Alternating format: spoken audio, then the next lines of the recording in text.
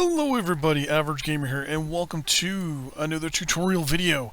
In this one, we're going to be talking about the technical readout screen, as well as a couple other little special things like unit statistics and things like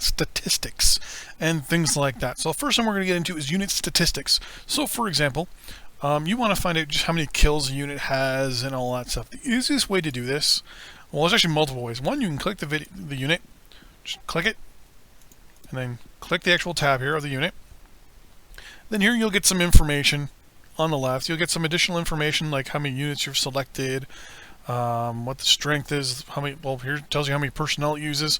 Here's the unit, the unit strength, etc., etc. And you can also bring up extra filter options that I've already shown you earlier. Now, one of the things I want to show you is just so you can see how many kills it has and all that stuff. What you do, click the unit, and then you get the little pop-up here. If you hold your mouse over, do not click, you get, well, I call this the statistics screen. A couple things this screen does tell you. Number one, it does tell you right here how many kills a unit has. That's obviously how many kills it gets. Morale. Now, morale can be modified by multiple different ways. Basically, the higher the morale, the happier a unit is, right? The better it'll fight. It'll increase its efficiency, which is right here. Now, the morale is affected multiple ways. It's affected by, number one, how much money people get paid. If they're in combat or not, obviously it'll go down as the people are in combat. In conjunction, it will also go up if they're well paid and not in combat, and everything's fine. But morale will also modify if you're taking, if you're getting shot at but not returning fire, for example. Lots of factors, but overall, the main thing is if you're firing on an enemy, basically you kill the enemy, your morale goes up. If you're taking fire from an enemy, your morale goes down. And there you go. Even if you're losing units as well, right? So if you're taking damage, you're taking basically shots, your morale's going down. If you're killing them, once you destroy the unit, your morale goes up. Now, one of the things here is experience and efficiency. Now, to increase your efficiency, obviously you can put money in it. That'll only increase it so much. The experience, on the other hand, will increase your efficiency dramatically. So, for example, the more you train troops, or the more you fight with a unit, it'll be get more experience. The more experience it is, the better it is at fighting. Combat entrenchment. So, entrenchment is when you order a unit specifically to go and entrench in a location, right? You click a unit, you tell it to entrench. Boom. Now we can hover over it, and you'll see the entrenchment is still 1. But as time goes on, it should, well, depending on also the location, it will go up or down. Right now the units, let's unpause. So we're going to unpause here real quick.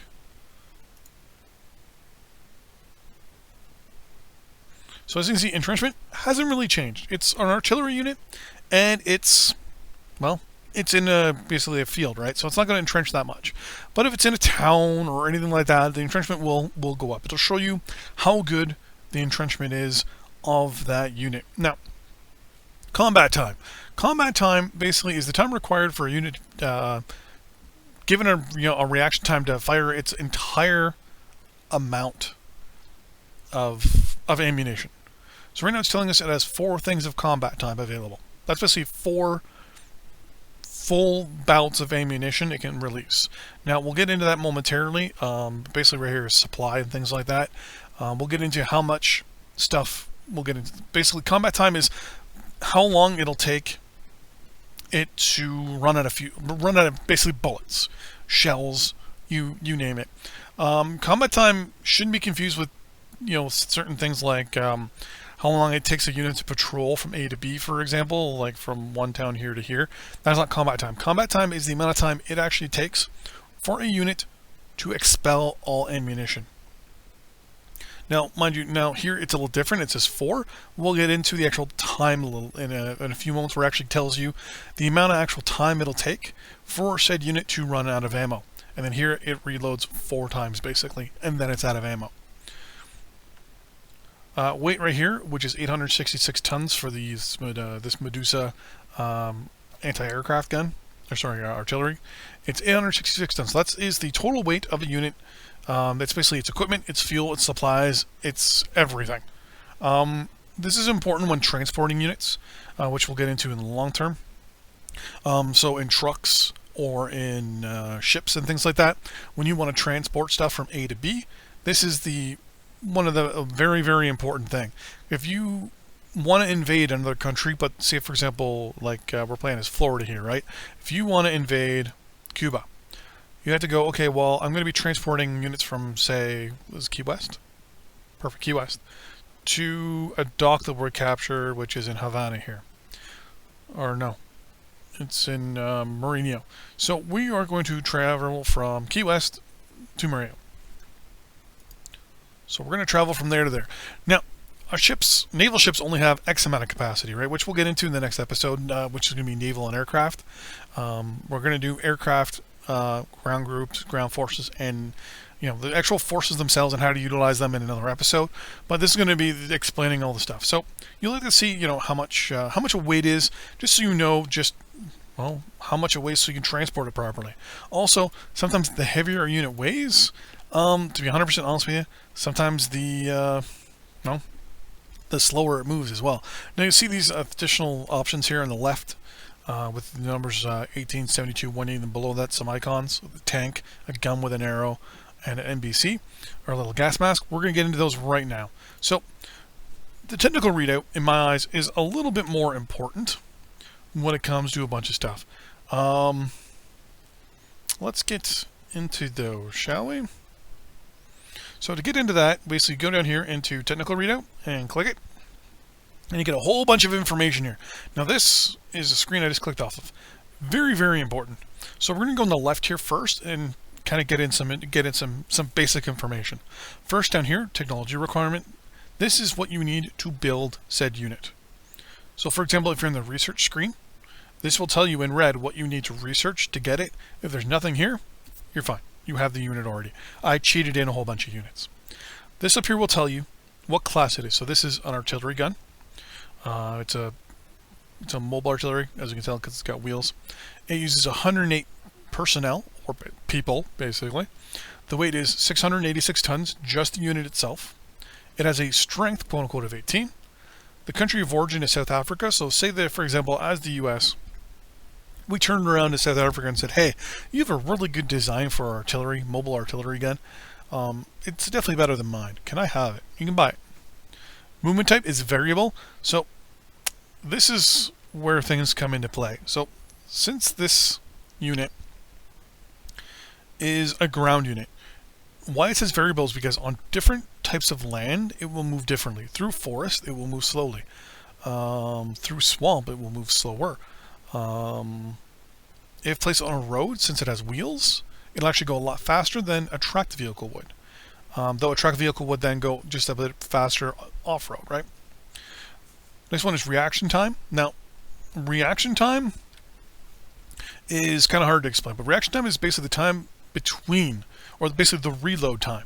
So it gives you just a generic number of low, because in this case, I'll say, okay, well, it's got 4 shots. It'll have X amount of shots, and then it has to reload. And reaction time, reload time, is basically just saying, hey, just so you know, once it takes its 4 shots, it'll take a little while for it to reload.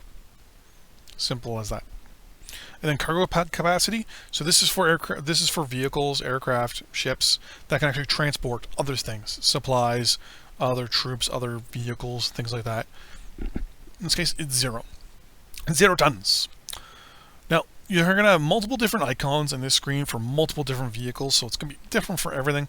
Basically, all you need to do is hover over said icon, and it will tell you what it is. For example, this ballistics, this artillery gun, it's a hard target. It's an indirect ballistic fire weapon. It's an artillery gun. And it has NBC protection. So this is just little extra bonuses, just so you can look and go, okay, that makes sense. For example, if you want artillery, one of the things you really want is this indirect ballistic fire. That way you can actually lay waste to an actual town. You can actually sit back and pummel an actual town to destruction. So, but we're going to skip all this. We're going to go down to this information down here. So, price and days to build. So this is, if, for example, if you're looking and saying, okay, well, we got this Medusa here. It's been working pretty good for us, but I don't know if it's really worth if it's worth it. So how much does it cost? Well, right now, a Medusa would cost to build 200 million, well, 201.65 million, and it takes 40 days to build. Overall good it needs is 686 tons of goods. So basically ammo, fuel, people, and itself. Annual maintenance, it costs $103 million a year. It needs 0 uranium, meaning that it doesn't use any uranium whatsoever. And it's a year 155, or 2,155 to be specific. Now you notice that just ticked a little bit and changed. As a unit gets older, its annual maintenance does go up. So we're going to see this change again in a second. So see, it's now an extra $1 million. So these units do take, basically the older a unit is, the more and more maintenance it needs. So this is specifically this unit here. This unit here now costs us $2 million more than it did before. Yeah. Sometimes you're trying to figure out why long-term your military spending is a lot higher than it should be. This is one of the reasons why. Your annual maintenance on it is going up. Now, one of the other reasons why it goes up and the price of the unit goes up is also because of your inflation as well. So we're going to watch it. It should go up again. And there we go. Now you'll notice, if we can get it going, inflation is currently sitting at 15.2%. So if we wait, inflation should go up. No, inflation didn't go up. Oh, okay. Well, in that case, did the price of this vehicle go up? It did go up still. It might be a little laggy here. Does it go up again? Yep. So, as I said, the inflation does have an effect on here, but not a big one. But it does affect your price to build things and also your annual maintenance, because your money basically is worth less. So it's going to cost you more money to spend on stuff. So as you can already see, it's going to cost $212 million to build one of these now. Well, it was 200 when we first started. And annual maintenance is $108 million now. So you always got to remember is the older equipment is, the more it's going to cost to keep it going. So what we're going to do is I'm going to pause because those numbers bouncing around are annoying. But we're going to get into all this stuff here. Now, all this stuff here is the big stuff. I will warn you now, this is a little dry. It gets a little dry as time goes on. But nonetheless, it is very important. So first thing, strength. Strength is your actual unit strength or ability to project damage. Strength is actually divided up into quote-unquote units. Basically, we have 18 units of divided by 108. So it's 108 personnel in 18 different units. Fuel is 72. So it takes 72 units of fuel to get this thing moving from A to B. Supplies. It costs 180 military supplies to keep this thing running. So that's ammo, food for the troops, things like that. Now, missile capacity. Not to be mixed up with this option down here, which is max missile size. Missile capacity is the ability to put a missile on. Basically, it says how many missiles can go on your unit. So we have, I believe, an aircraft in here somewhere that I do have a missile. Did I not put it? Oh, that's a Canadian Forces. Oh, here we go. So, for example here, our MLRS. It has a missile capacity of 72, but a max size of 4. Meaning that, now, so you can understand this better, it can take 72 missiles, but the size restriction is a size 4 missile. So different missiles, as you know in real life, are different sizes. For example, a Buck surface-to-air missile. We don't have those in the game, but those things are about the size of a tree pole, like diameter-wise, right? Get a basketball, basically, and pump it up to an additional 50% of its size. So it's about, I think it's 2 feet in diameter, a Buck missile at the back.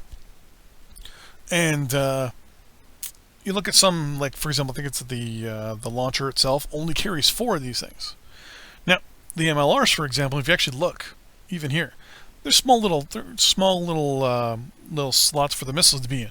It's almost like a rocket pod, basically. So this thing can take a lot of rockets, but not that big, right? So it can do a lot of damage over like a large area, but it's rather indirect. So it can carry a lot of weapons, just not big ones. So you can't put nuclear missiles on this thing. Most of it, you might, if you could, it'd be a size 4. And then this goes down, so you can carry less, right? If you max out the size, then you won't be able to carry your max amount of missiles. But if you carry, say, a size 1 or size 2 missile, then you put, the majority of these missiles on here. Next option is profile. So here is basically your radar ability. The higher the profile number, the lower your radar profile, the lower your radar detection. So for example, best example we have here actually, and I've set this up, is this SR-71 Blackbird. It has a radar profile of 130. And if we click, for example, our Boeing 777, it has a profile of 30. Now, I do have additional aircraft, which I thought... Yes, they're there. Oh, they are down here, that's why. So, for example, our B-2 Spirit here, our B-2 Bomber, it has a radar profile of 140. While one of the, for example, the F-22 Raptor has 120. And the epitome in my eyes of interceptor technology, the F-14 Tomcat, has a radar profile of 30. So as you can see, different units have different radar profiles. Now later on you can actually get certain units to do stealth missions. So for example, the B-2 Spirit here, we can tell it...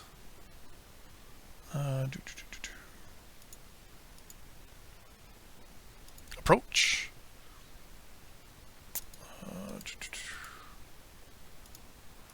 There should be an option here for stealth. Air mission type. It could be refueled. Submit our target. You know what? I think they actually removed that option out of the game.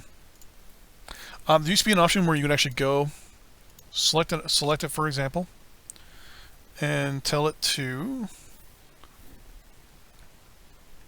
attack a target, but then you can actually tell it to use stealth tactics.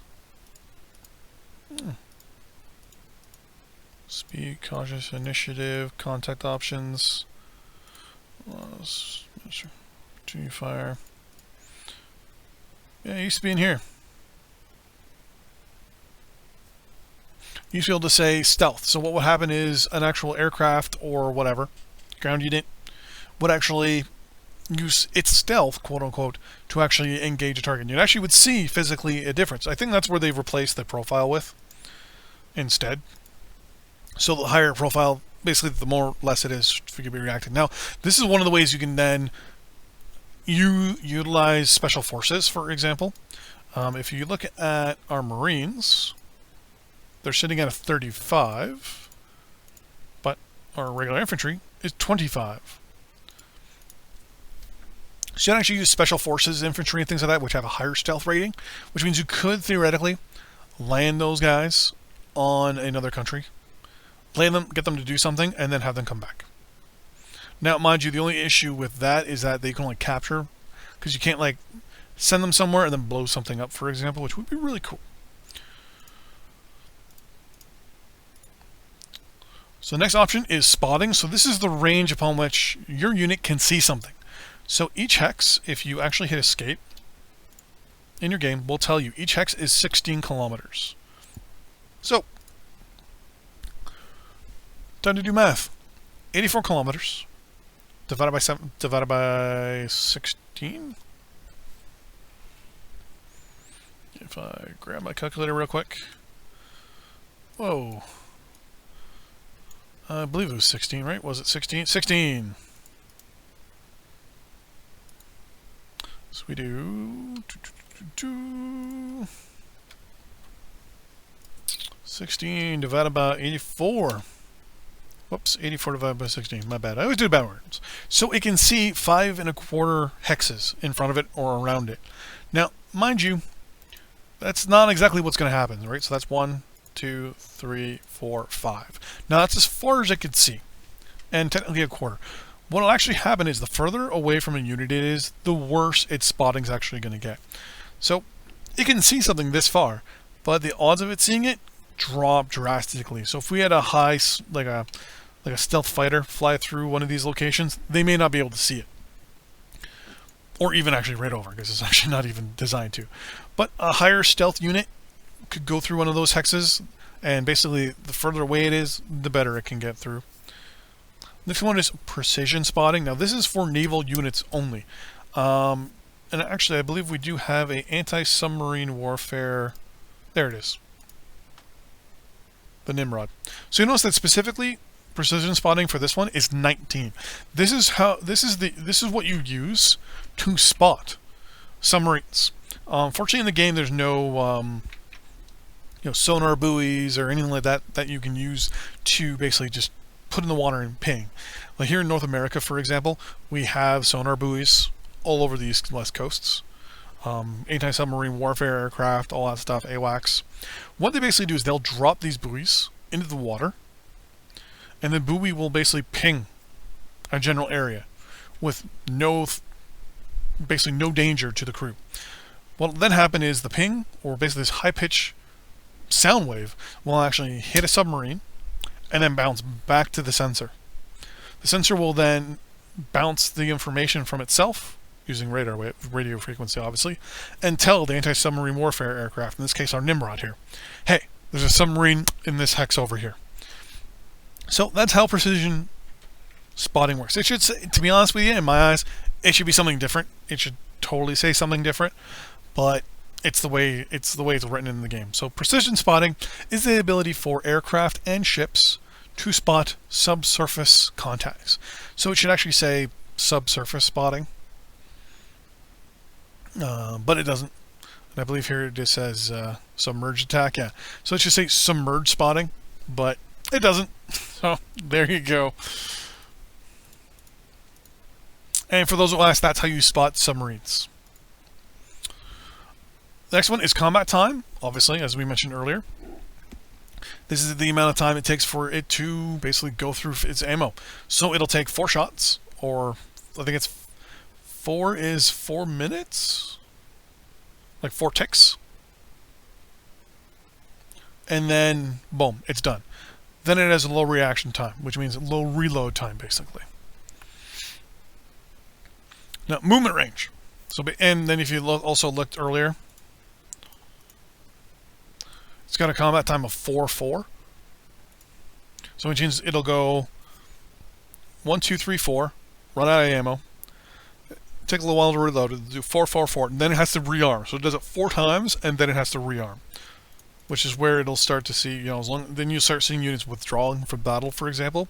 That's because their combat time is done. They have 0 combat time left out of the amount that they have available. If we look at our infantry units here, for example, they have a combat time of 10. Meaning that they can actually fight 10 times. Actually, hold on. I just saw something on this one. These guys have demolition. Ooh. Merge units. See, a couple things I don't like about this game is the fact that special jobs that you can do, such as demolition, stealth, things like that, they've taken out of the game. So I'm looking at it going, oh yeah, we can do this. Oh no, technically you can't anymore. So I do apologize if I mentioned something that's been taken out, or I mentioned something that's, or missed something altogether. So here we go. Movement range. So this is the range a unit can go on when it's 100% supplied. Before it needs supply, this guy can go 1,200 kilometers. If it goes down to 0% supply, that's as far as it'll go. Its max speed is 100 kilometers an hour. So if you remember correctly, 16 kilometers is our space per hex, right? So we do 100 kilometers divided by 16, or 100 divided by 16. So this thing can go 6 1/4 hexes in quote-unquote an hour in the game. Good to know, right? So that way you'll know, okay, where you can go and things like that. Obviously, the next part here being missile size. So as I said, there's different sizes of missiles. So they're size 6, 8, 4, 2, 1, all that stuff. The larger the missile basically is where this can go. So basically it's the size of the tube, the size of the launcher. Here is carrier capacity. Now, obviously this is not an aircraft carrier, so it has 0 capacity. Fortification attack. So this is the ability of a unit to attack basically a fortification, or a facility, or a town. Basically anything that you can build on the map, air bases, everything. This is classified as a fortification, right? So, for example, if we told this guy, hey, we want you to drop some artillery rounds on Lakeland here, it can do it. It will do it. And it will actually cause 26 points of damage every time a round lands. Now, to be honest with you, you can wipe out towns and villages with artillery, which we'll see in the next episode. But it is and can be pretty crazy. Oh. Next up is soft attack. So we have different types of units, right? So for example, infantry units, transports, supply vehicles, things like that are technically soft attack, or soft units. This is basically your ability to damage them. So your range is 61 kilometers. I'm actually wrong there. I have no idea why that says 61 kilometers. Now that I'm looking at this, I'm actually going to look that up. Give me 1 second here. Indirect weapons. Do damage to everyone. Oh! Because this is artillery. That's why. So we go to infantry here, for example. It's because the rest has to be within 1 kilometer for them to actually do damage. I just totally flummoxed. I was looking at it going, wait a second, this doesn't make sense. So unit has to be within 61 kilometers, or basically those 5. Remember, this is a more advanced unit here. It has to be within 61 kilometers of it to lob a shell at it. Mind you, its seeing range was 84, right? So it was 5. So basically, it's within 3, if I'm not mistaken, is 61. So basically, the person has to be about here or here, for the shell to come on them. Probably about here. I forgot I was looking at an artillery round. I was looking at going, why is that number so high? Next one's heart attack. So this is, for example, this Medusa here. This artillery gun is heart attack. Basically, it's armor, tanks, heavy infantry, things like that are heart attack.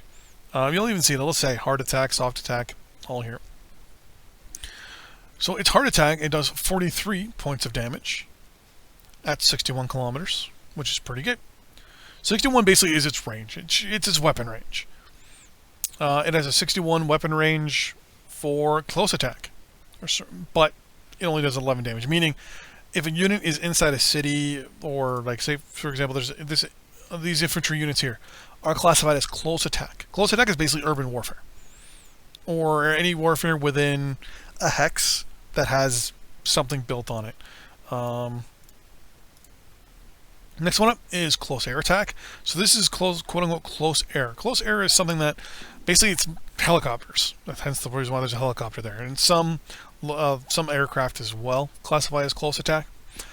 Basically, it will do 5 points of damage to something that's close attack. We'll pick something that actually shows some better information for that. And I believe I have, here we go, an SA-12. So here, close attack. So we're going to bring up the information here on close attack for myself here. So close air is basically your helicopters. It's pretty good. I like it because this is what you can tell. Like especially with anti-aircraft, they all have basically the closer it is to them, they'll hit it better. It's an obvious, right? The best thing for it, yeah, it's hard to explain. But basically, this is just helicopters. So this aircraft, this surface air missile, for example, it can spot 172, but it can actually fire at helicopters that are flying low to the ground, up to 269 kilometers. This is basically its range. There should be a different range option, but it'll do 90 points of damage, which is pretty good. Aircraft. So this is the mid this is pretty much the majority of your aircraft. Interceptors, multi-role aircraft, you name it. This is pretty much 80 to 80% of your aircraft. Even supply aircraft, cargo aircraft, everything. It will do 45 points of damage at 269 kilometers. Now, high aircraft attack. These are things like your SR-71 spy planes, U-2s, U-3s, some UAVs, some other aircraft as well, are classified as high air attack. So here it'll only do 4 points of damage if it hits it at 269 kilometers. Same thing. And then we're going to switch back to artillery here for surface attack. Now, surface attack is its ability to hit a surface target in the water. Here it's 61 kilometers because that's the range of this artillery gun, and it'll do 50 points of damage. Now here, this will tell you just exactly what it can do to defend itself. So firstly, for close defense, it has a defense rating of 21. Against hard ground defense, it has a rating of 48.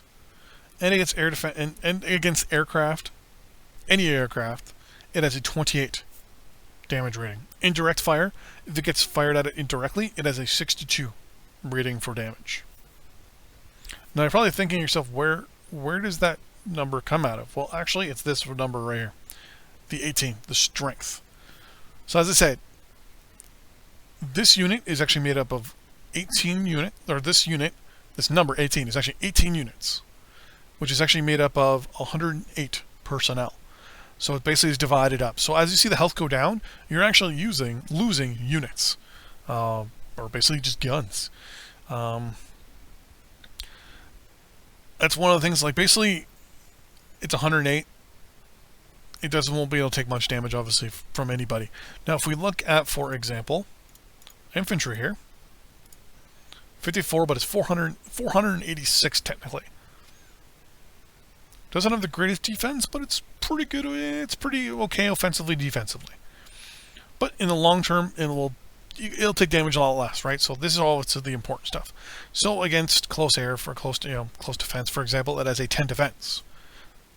It has a 5 attack. So these Marines are good at defending in close. So the whole thing would be to land them quickly and get them into urban areas, and then have them hold those urban areas, or in this case, most likely, ports, to get your big units in. Obviously, if they get indirect fire at them, that's going to cause some problems. Aircraft, they got okay, good air defense, but overall, this is the technical readout screen. I know it was tons of information. But on the bright side, in the next episode, we're actually going to go into the different types of units. Specifically, obviously, these units here. And we're actually going to probably use the 2020 timeline and actually utilize that way. Because we're only going to use land troops in this episode. In another episode, we'll be doing supply. Actually, the next episode, correction. We're going to be doing supplies and naval supplies, airdrops, and naval invasions. We're going to basically do a 2020 time frame, and we'll do a naval invasion, say on Cuba or something like that. But then we'll do an airdrop onto Georgia. Or actually, no, we can do both. Actually, we can do naval and airdrop because they're close enough. Anyways, see you guys in the next episode. See you guys next time. Bye bye.